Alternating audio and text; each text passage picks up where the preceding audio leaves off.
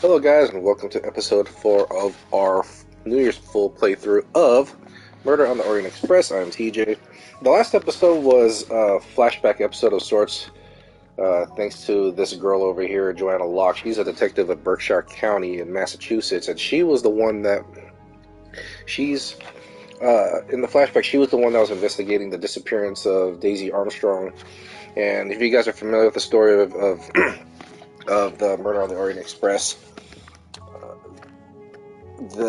you guys know how that story went with Daisy Armstrong, where she was found dead after being kidnapped at her own home. And that's one of the major differences, is that she was never a part of this whole story. If you guys are familiar with it, in fact, Hercule Potter was the one that was involved with the investigation of Daisy Armstrong and the books, and also the movie as well too. So we're back here in the present, and we need to find one of the leads that we're going to follow. Is, if you recall in the second episode when we were examining Mr. Ratchet's body, one of the items that we found near him was a banana flavored liquid vape. So we're going to talk with all the passengers and see what they smoke, and if we can catch some sort of lead on some follow-up onto that. So that's what we're going to be doing this entire episode, and there may be more. How is Mademoiselle Locke, Doctor? Her vital signs are improving, but she is still unconscious. I understand. Thank you for looking after her.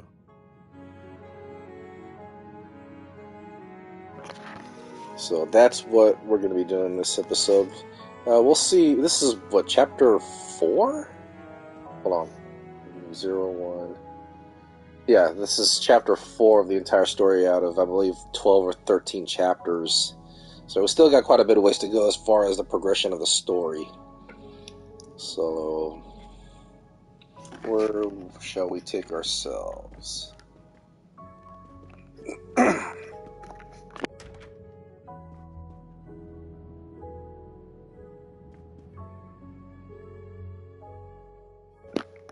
Yes, we are still snowed in. Oh, by the way, on my day off on New Year's, I was able to catch the entire Kenneth Branagh Hercule Poirot trilogy, just to give myself just to refamiliarize the character, and that which I would compare to in this one. I mean, I already had an idea of how the character is, just based on the first 2 games I played of Hercule Poirot, the first cases and the London case. And I'm gonna say this: I'm a little out. Well, I'm feeling a little better right now. What is that? Is that a room? Oh, that's a room. Okay. Let's see, 106. Captain Arbuthnot, I beg your pardon, but could you answer a few questions for me? I'm grateful you hold on found a my second. ticket, Poirot, but now is not convenient. I certainly didn't expect such a resistance. The damn caption's back on. Unless I don't have the option to, I usually like to play the game with no captions. Okay, there. No. But yeah, I'm a little out of it today. So, sometime in the last episode, when I was done recording, I tried to go to... Well, I watched a few more things on TV, and then I went to sleep. I had to sleep a little early because I had work early in the morning. And not even like 40 minutes, 40 to almost an hour later, I get a phone call that the alarm went off at my store. And it turned out to be a false alarm. But I'm not worried about that. I was just worried about the fact that I couldn't go to sleep right after I had to swing by my job. And so what was supposed to be like a 6 to 7 hour sleep, it turned out to be like a 3 to 4 hour sleep, and I was really out of it mentally throughout the entire day. I mean, I tried to wing through it, and we've had a good day at work in spite of some of our challenges as usual. but for the most part, I was sort of running on fumes. But luckily, I got some great people I work with, and we were able to accomplish a lot of stuff together. So that's that. I like how I could see my reflection in the mirror in this game. That was something RoboCop Rogue City couldn't do. Make sure I don't miss anything here.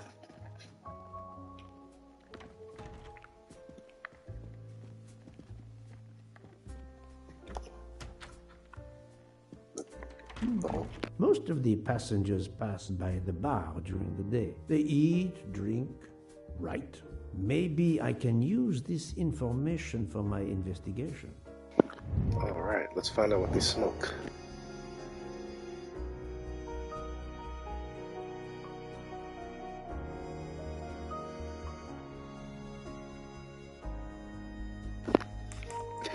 Ask Book if the passenger information is stored somewhere. I could be coy about it.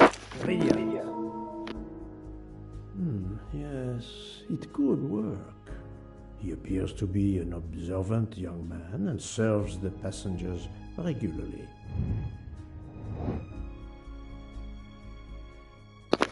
Alright, well, there's another best way to know if someone is right-handed or left-handed.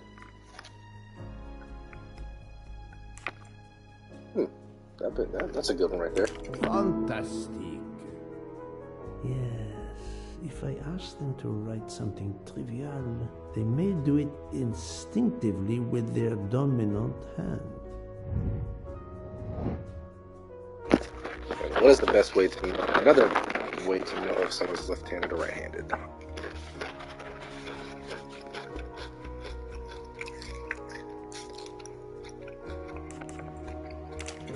Duh. Yes, I will remember which people use their right and left hand. That's the right answer.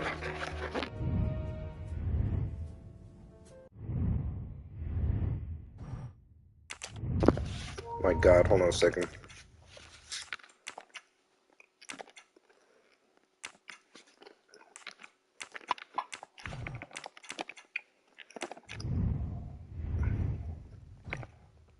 There we go. Let me save. I gotta save a little more often because I'm afraid of doing something that I mess up and I have to backtrack all the lost progress that I had to deal with. All right, let's do this. Let's start with this. Let's start with her. Mademoiselle Debenham, I have a few questions for you. Of course.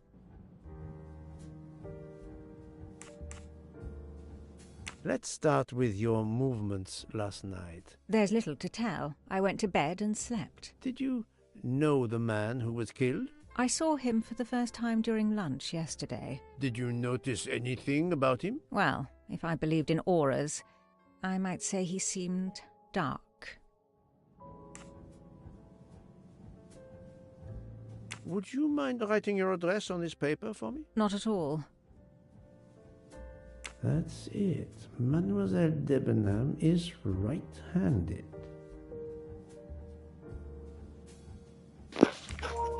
Good. Do you recall what time Mademoiselle Olsen went to get some aspirin from Madame Hubbard? I remember glancing at the clock. She left our room just after 10:30 p.m. Was she away for a long time? About 5 minutes. That confirms what Madame Hubbard told me. Do you smoke by any chance? No, I never have.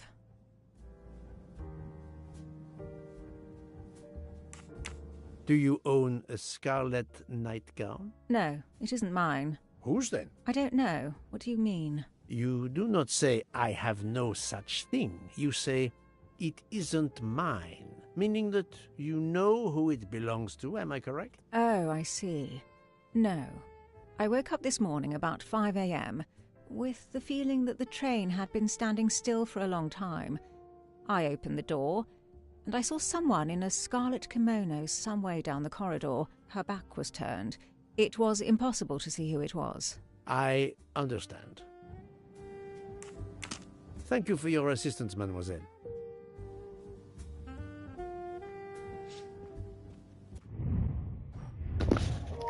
So, hold on.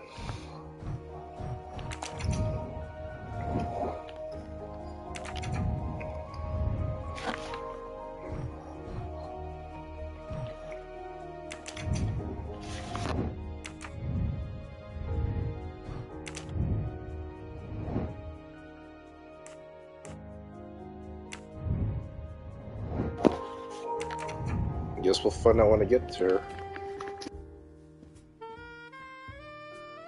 Mademoiselle, I am sorry to disturb you, but I need to ask you a few questions. Are you the investigator? I am. We are lucky you are on the train. What do you want to know? I hear, mademoiselle, that you were the last person to see the murdered man alive. I do not know. It may be so. I opened the door of his compartment by mistake. I was much ashamed. It was a most awkward mistake. You actually saw him? Yeah, he was reading a book. And what did you do after that, mademoiselle? I went in to the American lady, Mrs. Hubbard. I asked her for some aspirin, and she gave it to me. I usually carry extra aspirin for the refugees, but I gave mine to a camp in Turkey. They needed it more than me.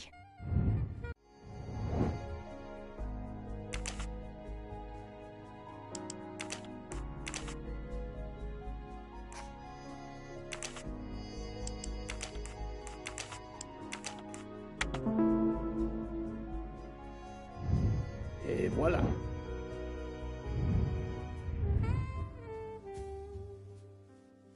Did Mrs. Hubbard ask you whether the communicating door between her compartment and that of Monsieur Ratchet was bolted? Yes, And was it?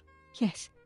And after that, what did you do? After that, I went back to my compartment, took the aspirin, and lay down. That was around 10:50 p.m. Is there anyone else in your compartment? Yeah, a young English lady. Very nice, very amiable. After the train left Vinkovsky, did she leave the compartment? No, I am sure she did not. Why are you so sure, if you were asleep? I sleep very lightly.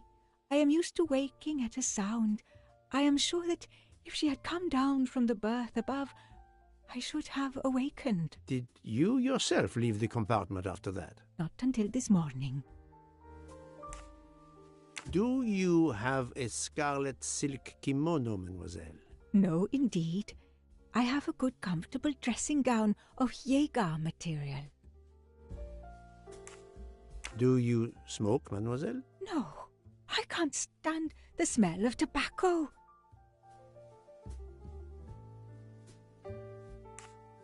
Perhaps you will be so amiable as to write me down your address. With pleasure. Mademoiselle Olsen is indeed right-handed.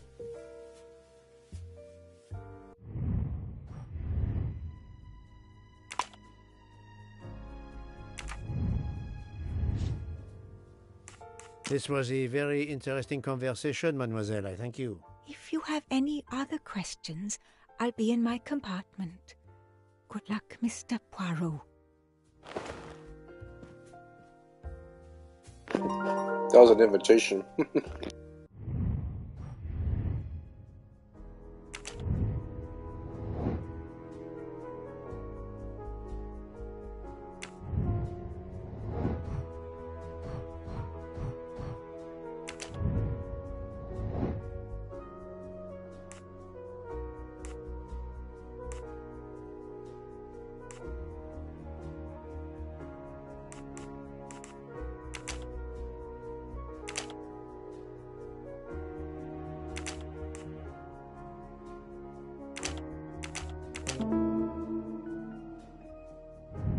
I'm right again. That happens to me a lot.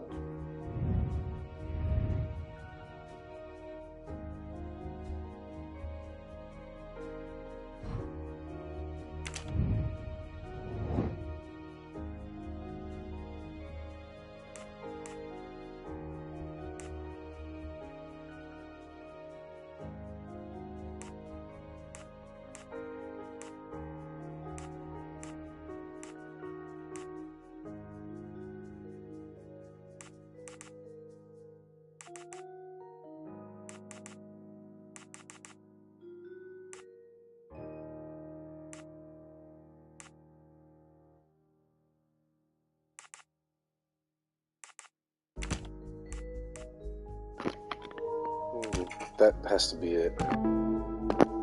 How can you say that how can you say she saw somebody running if you were going to be sleeping all night? Strange, this story. If Mademoiselle Olsen is such a light sleeper, why didn't she tell me about Mademoiselle Debenham getting out of bed? She even made a point to tell me the opposite. My little gray cells did not let me down.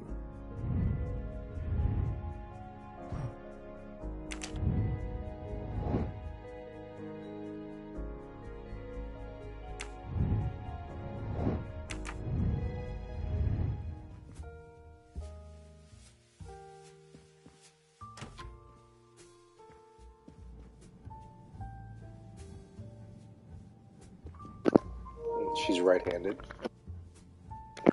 That's I'll a number. observe her instead. I'll observe her instead.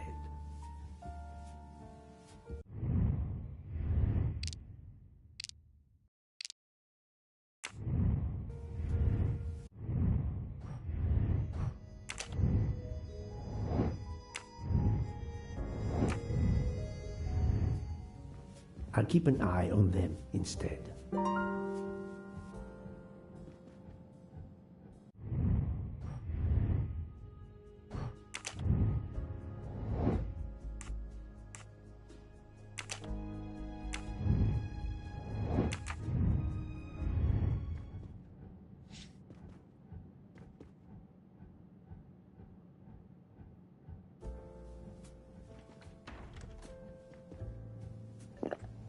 They're both right-handed.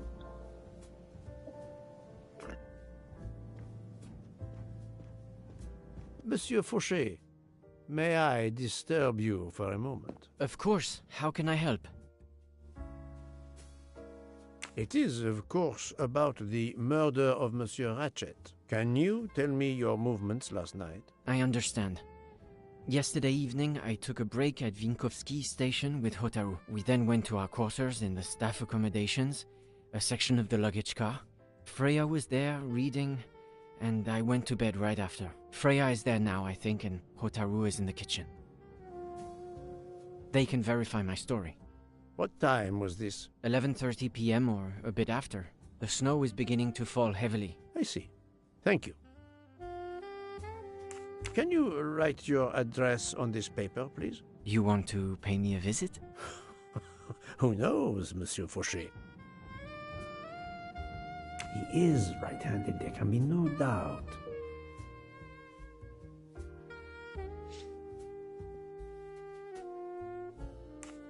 Are you a smoker? I'm trying to quit, but yes. I'm now down to just one pack of cigarettes a week. If you're looking for a heavy smoker, you should talk to Hotaru. Hotaru. Thank you, Monsieur Fauché. I'll come back to you if I have more questions.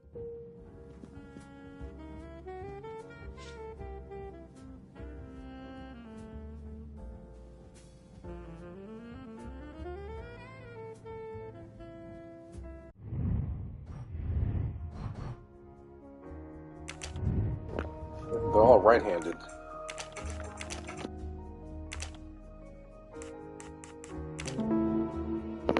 There we go. That was easy.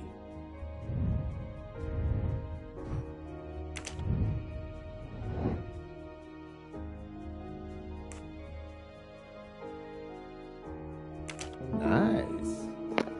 It's right there in the picture. He's also right-handed. Good job. I'm right again. That happens to me a lot.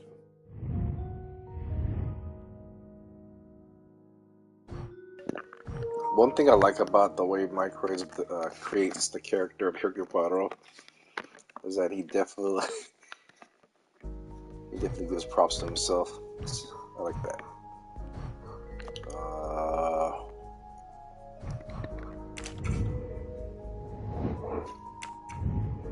God, that's gonna be tough. So far, everyone I spoke with does not smoke except for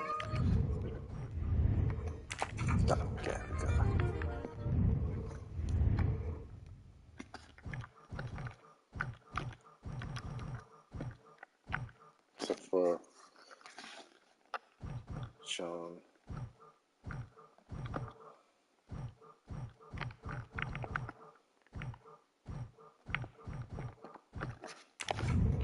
Guys, gotta keep talking to more people. Monsieur Fauché, may I disturb you for a moment? Of course. How can I help? Thank you, Monsieur Fauché. I'll come back to you if I have more questions.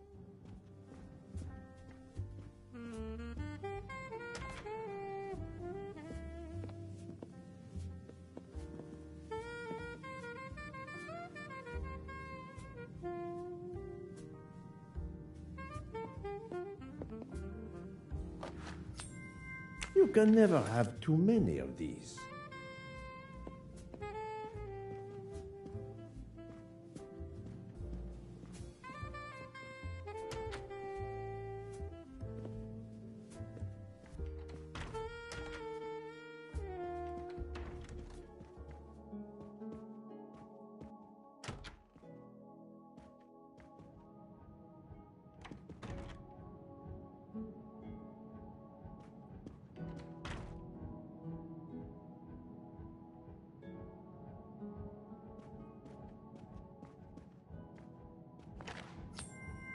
Haha! Golden mustache. Oh, let me talk with Book first. So, Poirot, I hope you are progressing in your investigation. I have not finished yet, but it is progressing, yes. I still have many questions that must be answered. I will report to you as soon as I can.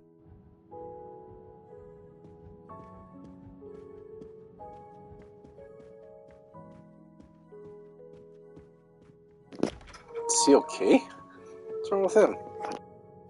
Ah, Monsieur Maury, would you have a few minutes to give me? I have some questions to ask you. Do I look like I can answer questions? The room is spinning. My head is about to explode. You were celebrating last night? Celebrating? When Freya always wins. Ah, what am I saying? If you want my answers to your questions to make sense, help me recover. You see there, the magnet on the fridge. That is my special recipe. I call it my day after survival tonic. If you could make me my special tonic, I might survive long enough to answer your questions. Jean knows the recipe very well. He can help you with the preparation. Very well, Monsieur Maury. If I must, I must. I will make you your day after survival tonic.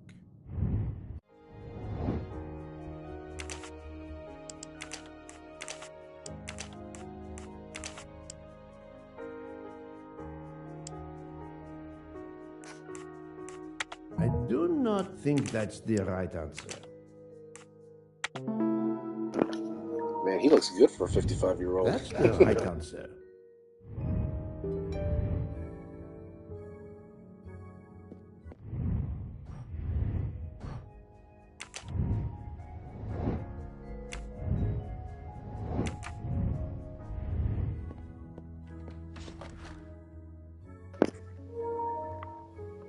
Half a cup of lemon juice, 15...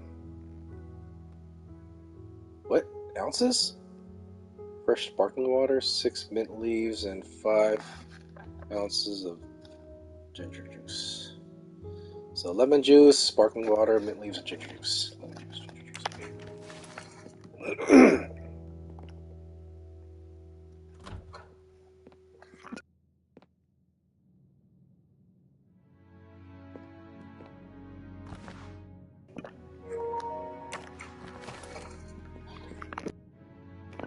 So I got the mint leaves.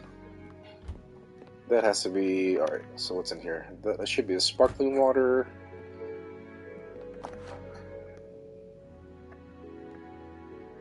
Yep, that's it. Missing half of the tonic ingredients. How are you feeling, Monsieur Maury? Do you have my tonic? I can barely think.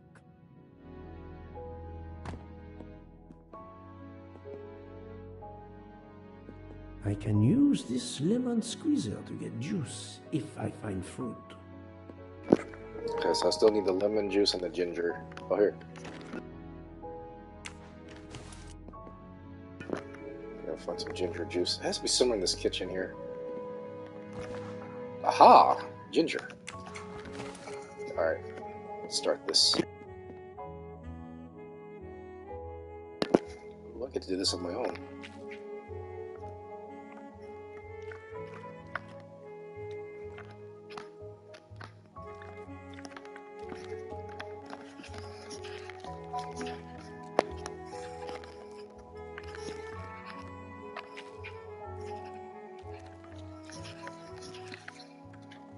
I had to rotate the stick. All the ingredients for Monsieur Maurice's tonic. I have to go and see Monsieur Fauché so he can prepare it for me.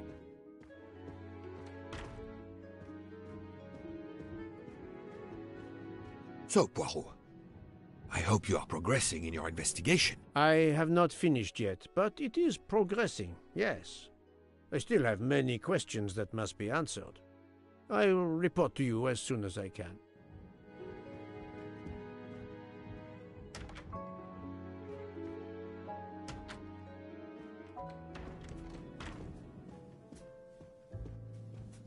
Monsieur Fauché, may I disturb you for a moment? Of course. How can I help? Need the day after survival tonic. Monsieur Fauché, I need your help to prepare a cocktail. What is this phrase? This is music to my ears.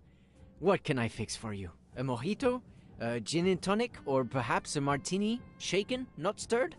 It's not for me, but for Monsieur Maurice. Ah, his day after survival tonic. Unfortunately, I know it well. Here is everything that was listed on the magnet. Excellent! I can take it from here. Mr. Poirot, I'm uncertain about the lemon juice. Is it half a lemon or a full lemon for the recipe? It's half. Half a lemon. I can't remember if Hotaru prefers it with ginger or without. Do you remember? It's with ginger. I can assure you that he will want the ginger.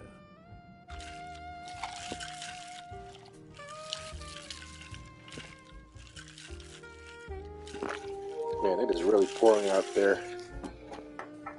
The Bay Area is going through some crazy rainy weather these next few days. Again. Excellent. Thank you very much. I think the mint will help give off that balance of the sweetness in this drink. The after survival tonic. I know ginger's a really good remedy as well too, if you, along with orange and lemon. I had to take some of that when I started developing like a sore throat. Oh, I'm about to sneeze. What was it? A couple weeks ago when I got really sick. The trick is if you're starting to feel sick and you're not fully sick yet, definitely take some sort of medicine right away so that it prevents whatever virus or infection you have from growing inside you. Like if the medicine you'll take will at least stunt it. Here you go, Mr. Maurice. I hope this will help you. Thank you very much. Please give me a moment. While this takes effect, it will be a while, I'm afraid. But I will not move from the kitchen. Since I have to wait, do you know where I can find Mademoiselle Nielsen? She is in the staff quarters in the luggage car. If the door is locked, John will have the key. Thank you. I will return. I hope you have a speedy recovery.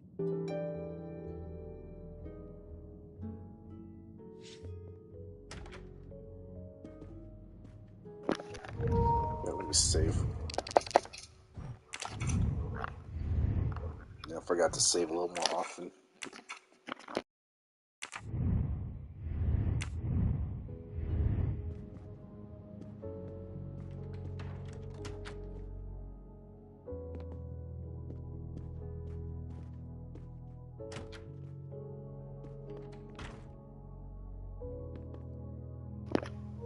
I've never been in this area before.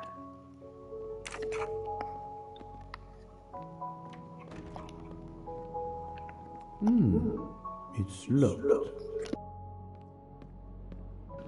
Yeah, I gotta go back to fast, sure. Jeez. there you are. Blocking my way. Monsieur Mori told me that you are the one who has the key to open the luggage car door. I will need it. Yes, that's right. Here it is. Please don't forget to give it back to me. I will not forget, Monsieur Fauché. I have a favor to ask. Could you visit the passengers who are in their rooms and explain there has been an error with their allergy and diet form? But, Monsieur Poirot, I made no errors. Of course not. Call it a computer error. Yes, it is possible, but even if I can see this is part of your investigation, I do not understand it. I would ask that you observe which hand each passenger uses. Ah, you wish to know if they use the right or left hand when they write? That is my intention. I will take on this mission for you. Excellent. Excellent, good. Kotaro's still in pain. He'll come around. That's the train service in Japan. That's it. It's open now.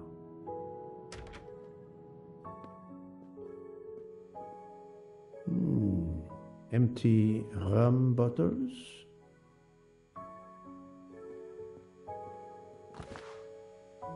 A deck of cards. I suspect they were reading diamonds and spades instead of books.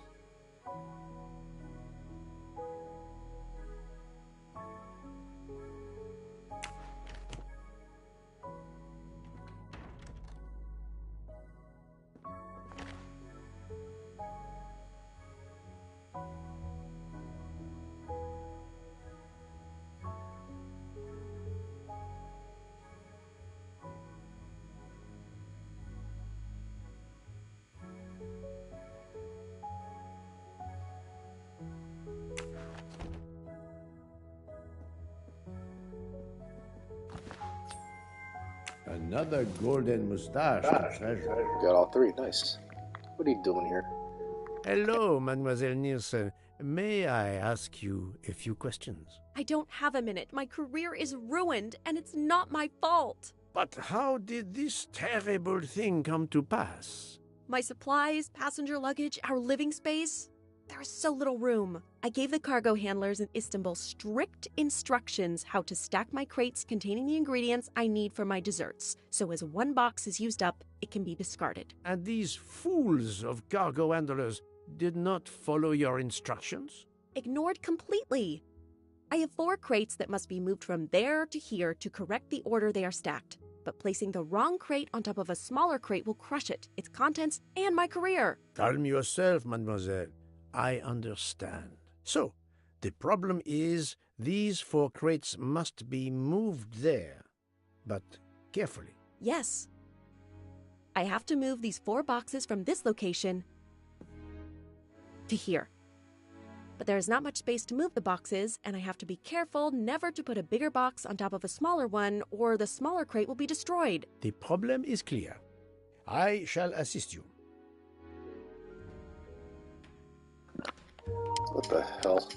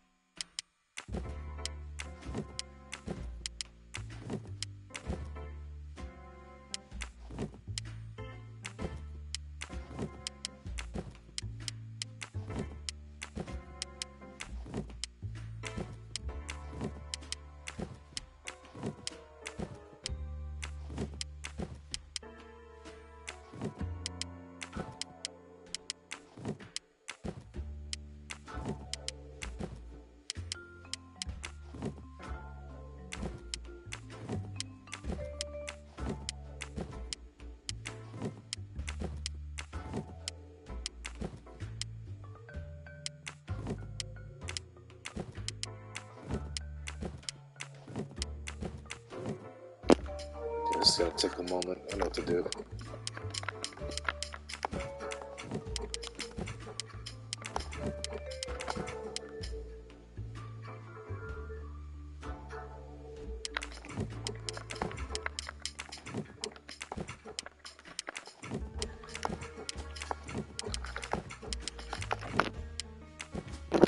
there we go. Alright, so that stays.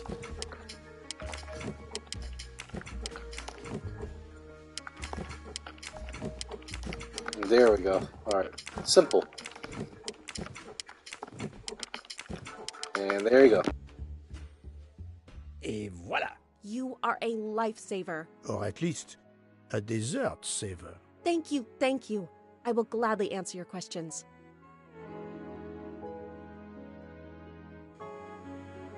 Can you tell me your movements of last night? Last night after dinner, I stayed in the kitchen until 12:15 a.m. Then I joined Jean and Hotaru in our quarters.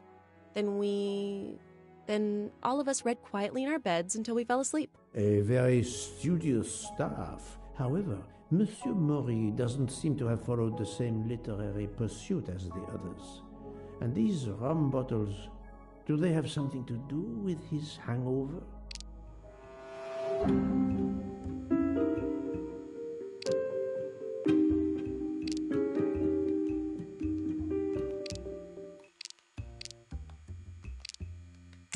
I rather think that you didn't just read last night. What makes you say that?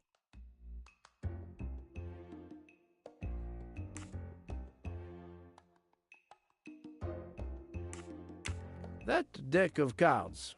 I imagine that you didn't spend all evening reading. Yes, you're right.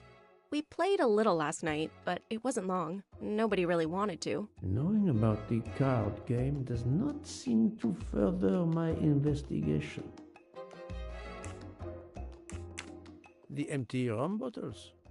Were their labels part of your reading last night? My fault. I must have left them there before I put them in the bin. And these are straight from the bar. Our passengers must have drunk them. I have my doubts. But why would she feel the need to lie? I spoke to Monsieur Mori. He seemed to be quite hungover. He even asked me to make him his day after tonic. He blurted out, "Freya always wins." Wins what? Looking around, it is clear you were gambling and drinking most of the night. You don't understand. It's late when we're off duty, but we need to unwind. And now there's been a murder? Yes, I admit it. We went overboard last night. But please don't tell Mr. Book. It's against regulations. We could all be fired. Mademoiselle, I realize your difficult jobs have been made more difficult. But as you say, there has been a murder. I must have the truth. Of course. I'm so sorry. It's not such a crime. I'll leave it there and check in with Monsieur Fauché.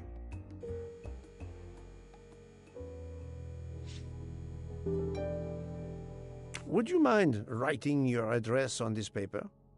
I'm asking everyone on the train for addresses, in case I need to contact them once they leave the train in Paris. I understand. Yes, that's it. Mademoiselle Nielsen is right-handed. Do you smoke? No, I never have. Thank you. Thank you for your answers, Miss Nielsen. You're welcome. A bit of a cutie, too. Alright, let me save. Yep.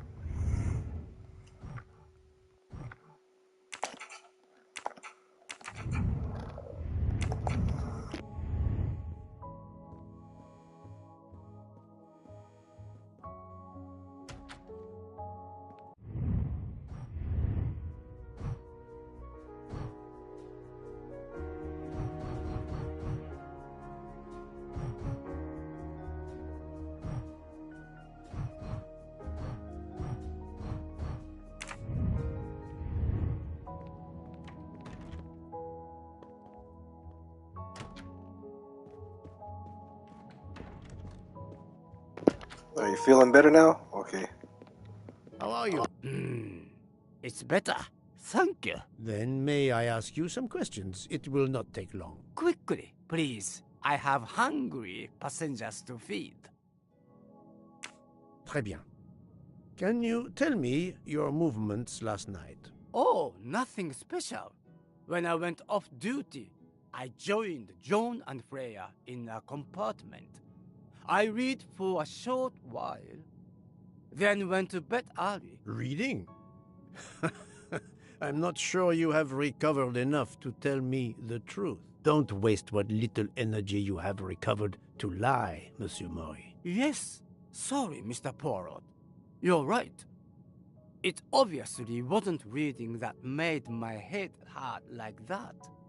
But if you told Monsieur Book, it could mean my job. I will keep your secret, but I am investigating a murder. You must tell me the truth. Thank you. Please, write your address on this paper. My address? I don't see why. I think I hear Monsieur Book approaching. My address? Yes, of course. Also right-handed. Right-handed person. Not surprising, most people are. You are a heavy smoker. My job. It is very stressful. Would you happen to know who vapes on the train? A banana flavor? Oh, yes. The smell disgusts me. What is wrong with the good tobacco? I do not have time to answer that. Who is it? I've only seen one person who vapes. Tell me. It's Captain Arbuthnot. Captain Arbuthnot. I see. Your testimony was invaluable to me. Thank you. Take care, Monsieur Mori. My palate depends on your good health.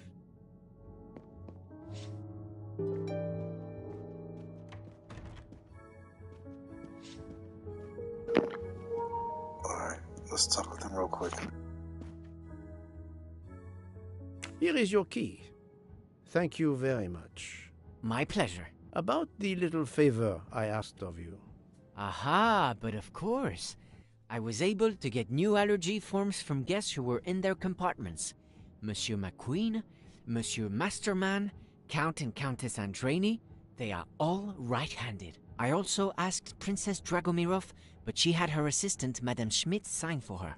She is right-handed as well. You have exceeded my expectations. Well done. Thank you, Monsieur Fauché. I'll come back to you if I have more questions.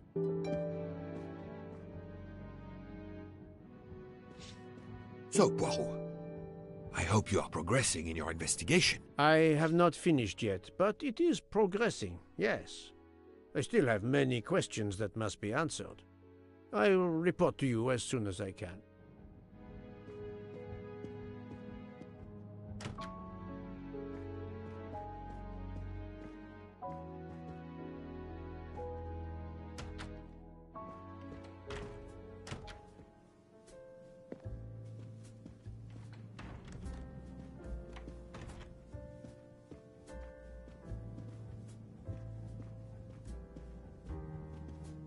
I'll observe her.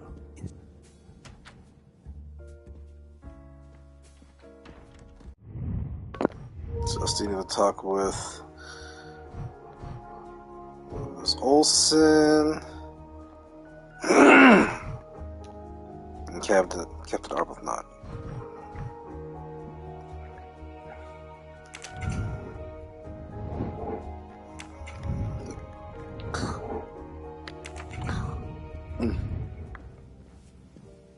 Mademoiselle, Of course.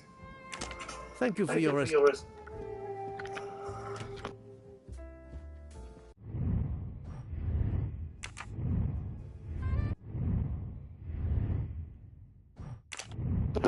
Let me save again.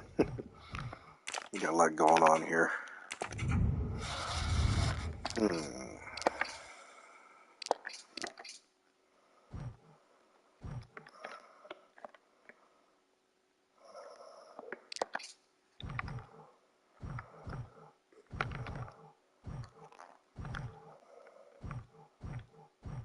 Nobody's left-handed here.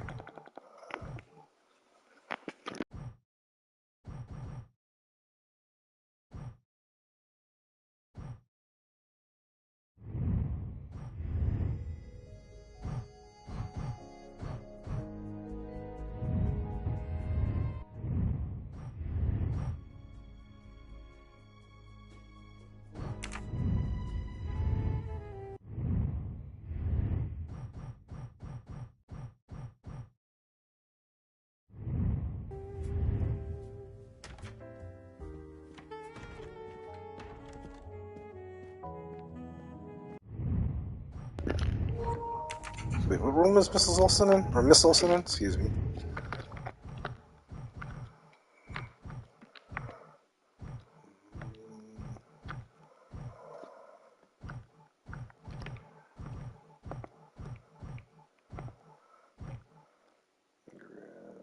Room 104. Okay.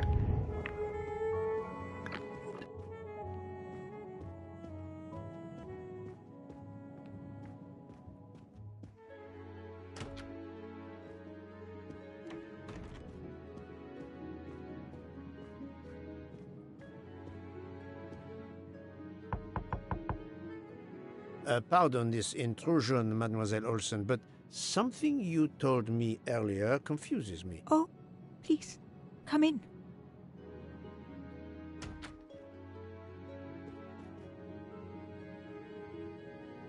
How can you be sure Mademoiselle Debenham was in bed all night?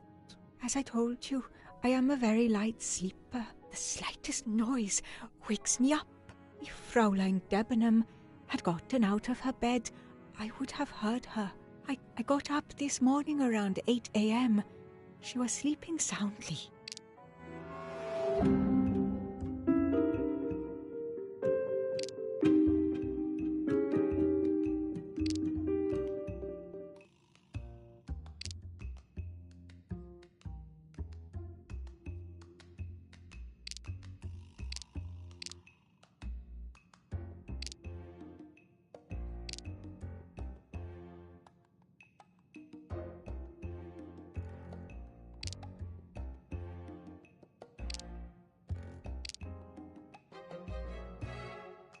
I know there is a clue somewhere to prove she's lying.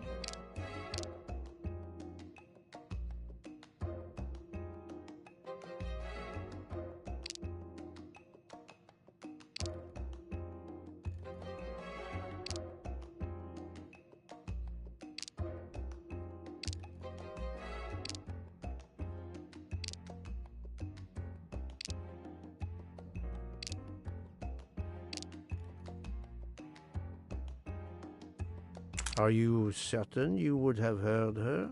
Yes. Why are you asking?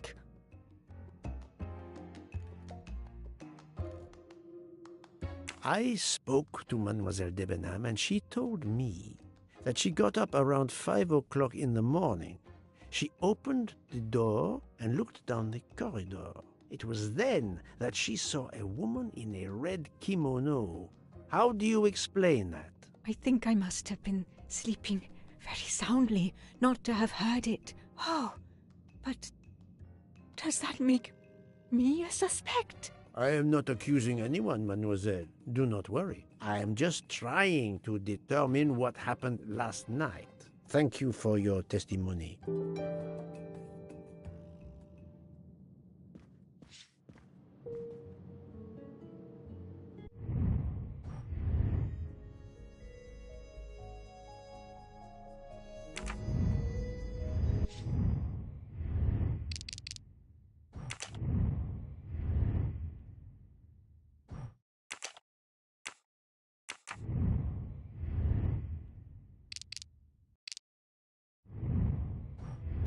Oh, let me look at the...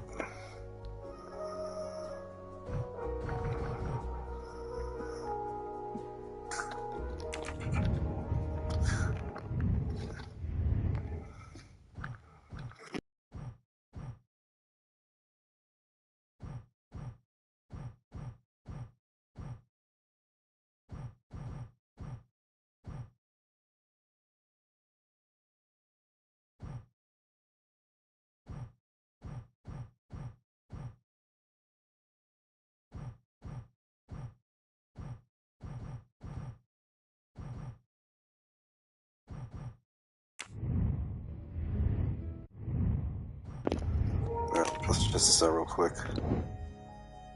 Great.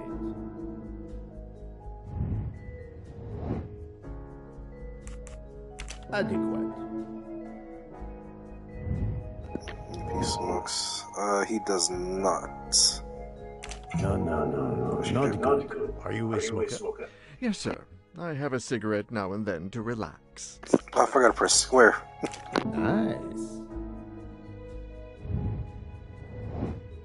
Are you a smoker? Yes, I smoke cigarettes. I've tried to quit, but no luck. Fantastic. My little gray cells did not let me down.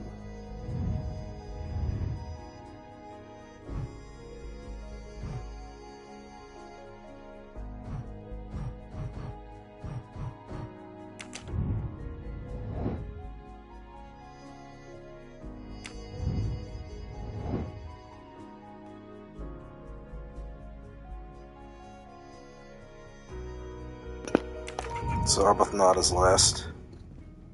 Wait, where was he?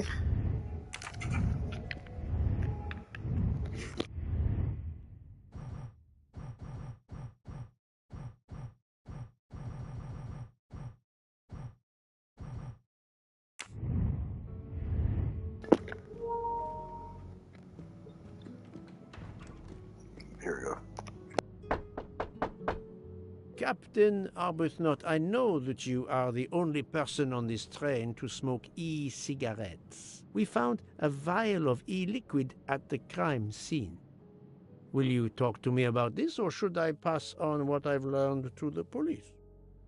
All right. Come in if you must.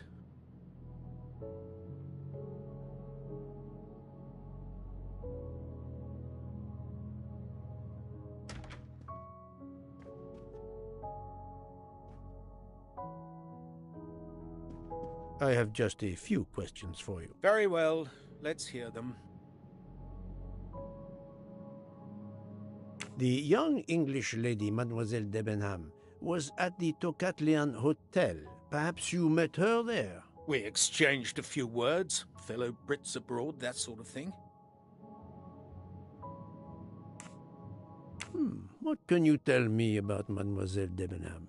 Nothing whatsoever. We barely spoke. The director of the Orient Express, Monsieur Bouc, thinks the assassin is a woman. And that is enough to accuse her? She had nothing to do with this murder. How can you be so certain? The idea is absurd. Ratchet was a perfect stranger to her. She'd never seen him before. Ah, did she tell you so? Well, yes, maybe she did. She may have commented once upon his somewhat unpleasant appearance. If a woman is concerned, as you seem to think, to my mind, without any evidence, I can assure you that Miss Debenham could not possibly be implicated. It is clear that the captain is defending Miss Debenham, a woman he supposedly doesn't know very well. What were you doing last night around 1:15? 1:15? I believe I was still talking to that young American fellow, Mr. McQueen, the secretary of the man who was killed. We were in his compartment. He was a friend or acquaintance of yours? No, I never saw him before this journey. We'd hit it off at dinner, and the conversation continued into the early hours. Until what time was that? Until 1:45 or so. Then I retired to my room and went to sleep.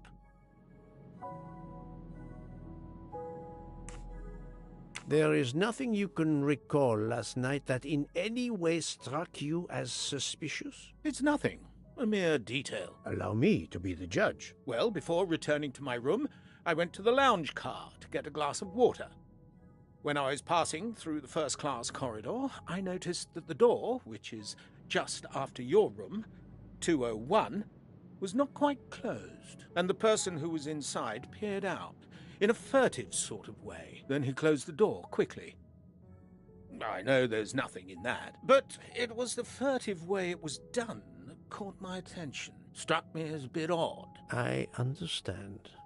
Thank you for letting me know.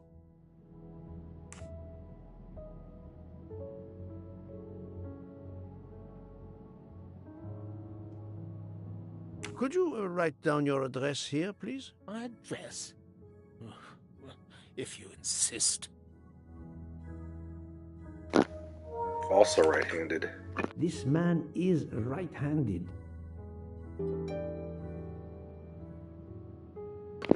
He's the last one. And now, the ultimate question. Is this e-cigarette liquid yours? What flavor is it? Banana. Well, that is awkward. That's my flavor of choice. But I have no idea what it was doing there, whatever. Can you explain how it ended up there? I have no idea. I never entered the man's room, Poirot. That's the truth. Funny enough, he never explained that it was missing at all. He didn't sound so concerned about it. Is this I meant to press circle. What flavor? Banana. Well, that is awkward. Can you I have no idea. Thank you, Captain. You're welcome. I guess I'll talk with Book, I guess.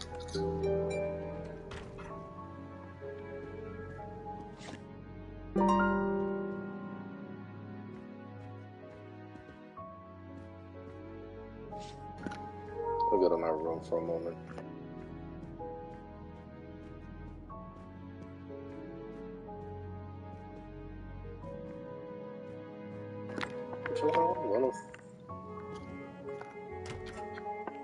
Nope, sorry, wrong room. 105. Nope.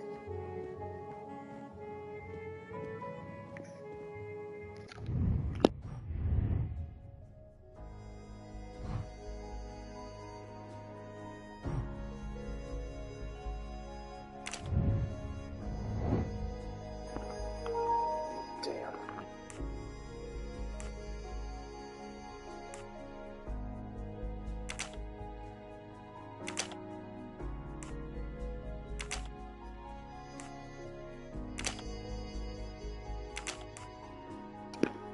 I remember that, and then he was talking about my 2 X's. That was easy.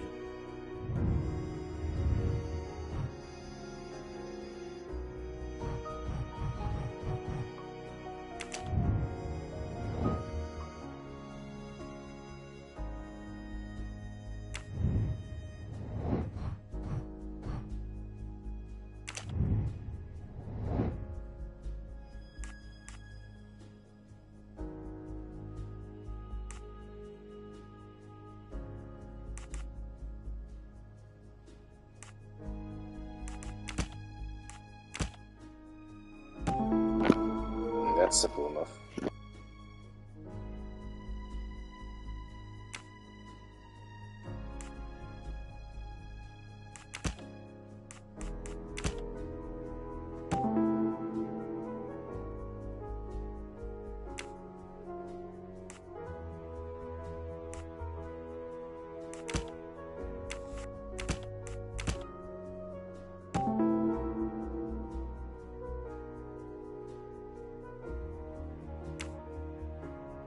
Captain Arbuthnot is the only passenger to smoke an e-cigarette.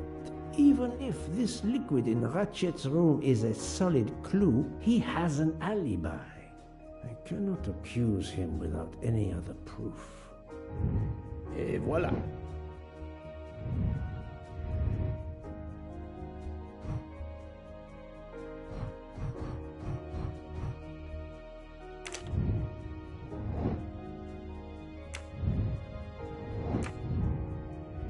Alright, good.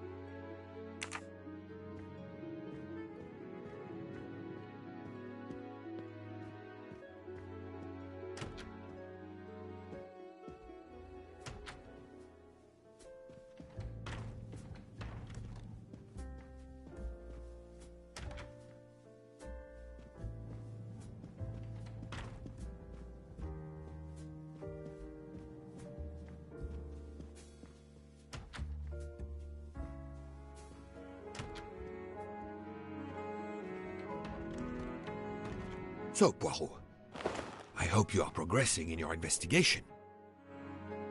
There is no trace of the murder weapon on the train, as yet. The killer could have hidden it anywhere. It must be somewhere. Indeed, as you say, it must be somewhere. According to Dr. Constantine's report, the stab wounds were made by at least one right-handed and one left-handed person, and with different strength. For the moment, everyone I have checked is right-handed. It is impossible to draw any conclusions as yet. However, I still have a few people to interrogate, notably the Russian princess. You still have many avenues to explore? Indeed, the case is far from over, mon ami. I identified the person responsible for the bottle of liquid for the vape found at the crime scene. So, this is our culprit? Do we hold him? No, unfortunately, this bottle belongs to Captain Arbuthnot, but he has an alibi, confirmed by Monsieur McQueen for the time of the murder.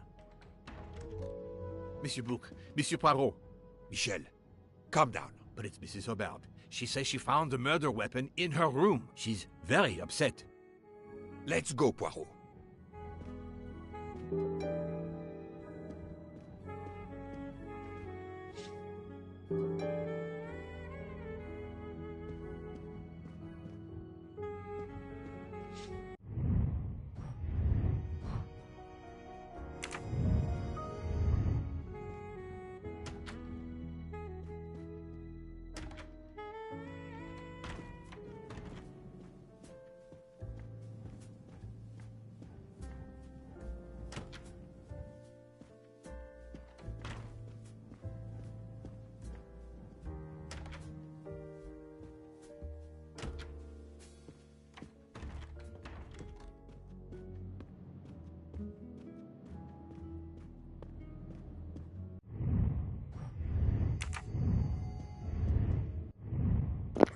What room is Mrs. Hubbard in? Oh, I passed it.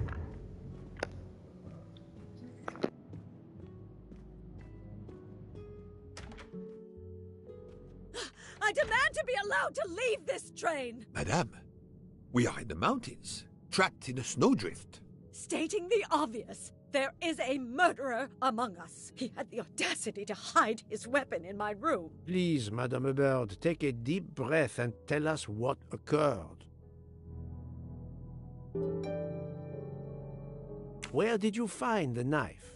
I wanted to get a handkerchief from my purse, and when I opened it, I saw it! A bloody knife! Am I next to be murdered? I very much doubt the murderer would give you his weapon. What do you mean? Madame, he would have used it. Oh, I haven't! Did you touch the knife? Of course not! What a question! I will take that as a no.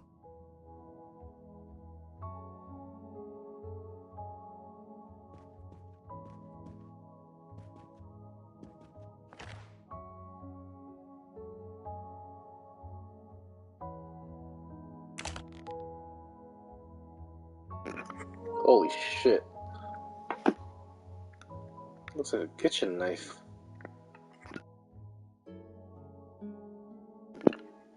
I want that piece of candy though. Nice glasses and gloves. Is this knife the real murder weapon, or is it a red herring?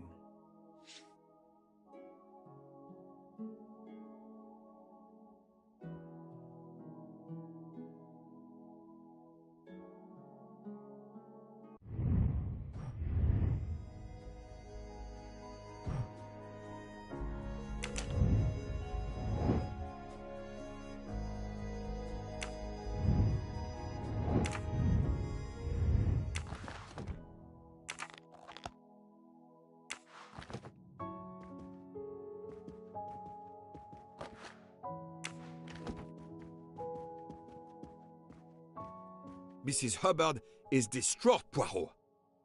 I should stay with her. Please go on without me. I have every right to be distraught. Thank you, Mr. Bouc.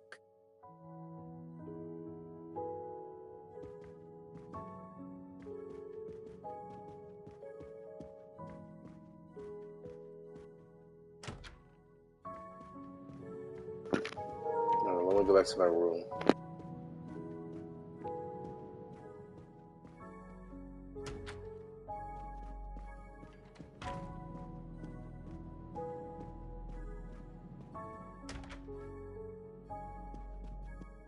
Dr. Constantine, we may have found our murder weapon.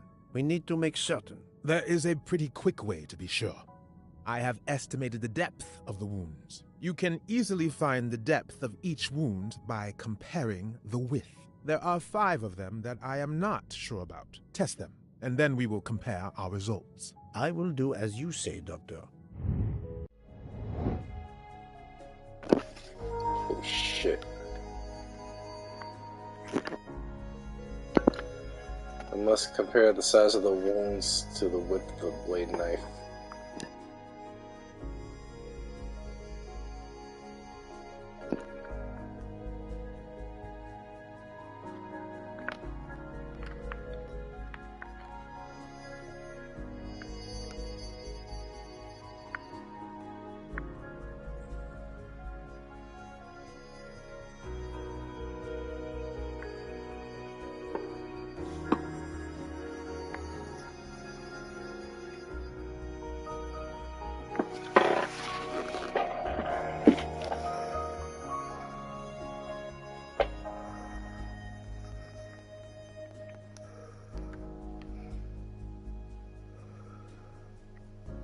This is wrong, but I'm never far from the truth.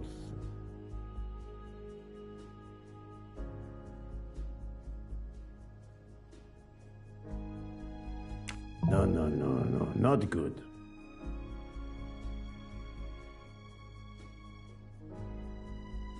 I must admit I'm not right this time.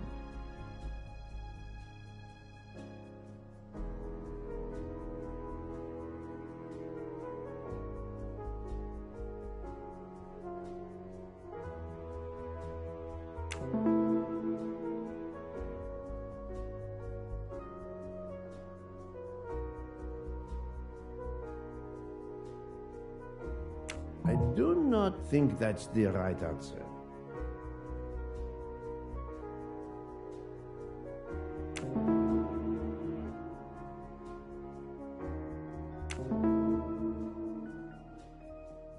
No, not good. This is wrong, but I'm never far from the truth.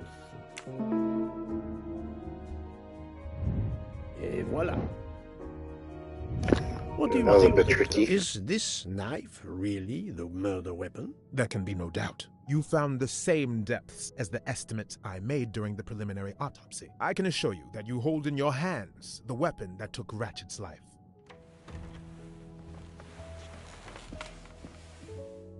Thank you. I feel way better now. The rest gave you time to sleep off most of the effects of the drug. I'm still a bit groggy. That's understandable. Are you able to continue your story now? Yes. Yes, I think so. Where was I? You were explaining how you returned to the Armstrong house to tell them their poor little child was dead. Yes, that's it. I felt helpless. My part in the case was officially over, but I knew I couldn't let it go. Daisy deserved justice.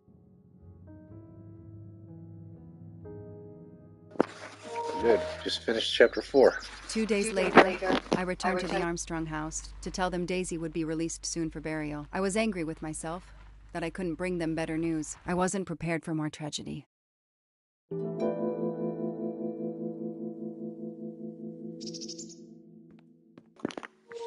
we'll do some overtime here. Normally, I would stop recording at the end of each chapter of the game, but I'm going to keep going a little bit lower.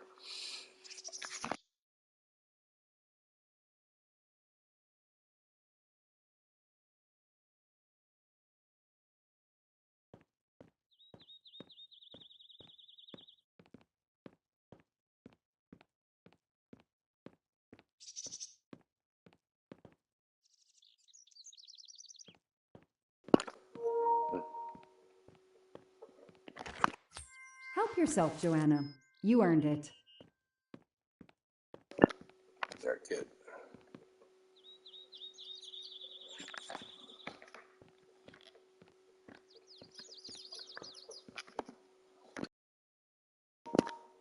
black cat. Hello, Miss Moreau. I'm here to see Colonel Armstrong. Good morning, Detective. Colonel Armstrong is upstairs. He isn't well.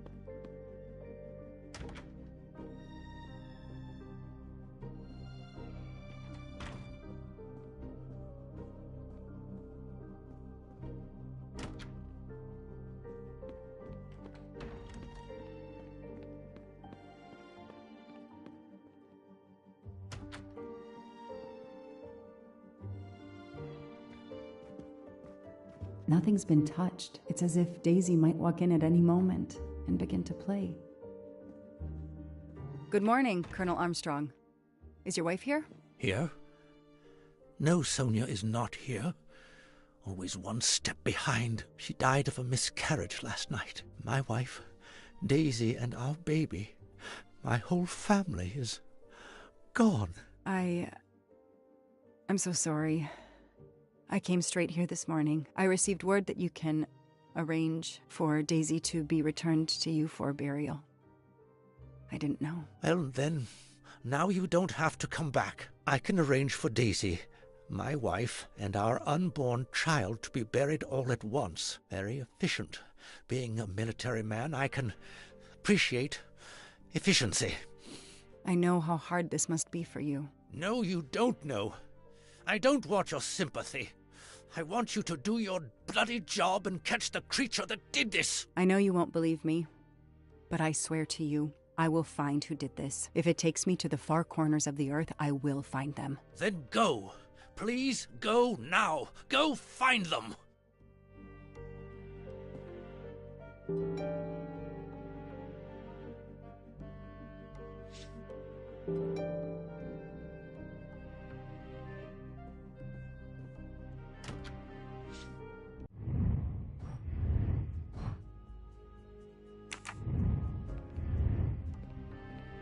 The house that once held the laughter of a child now feels so empty. I'm not giving up. I'm a part of this case. Or the case is a part of me. That cat jumped down here. Well, onwards we go.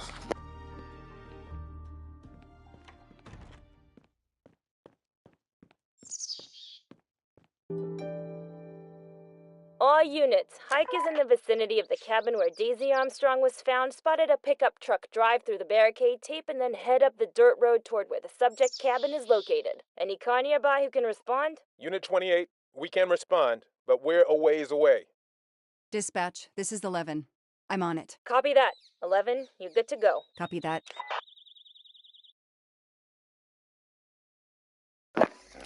Alright, here we go.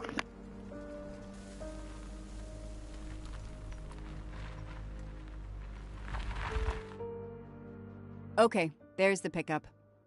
Let's see who ignored our barricade tape. 11 here. I'm at the cabin. Someone has broken in. Are you requesting backup? Not yet. I'm going to take a look around. Copy that, 11.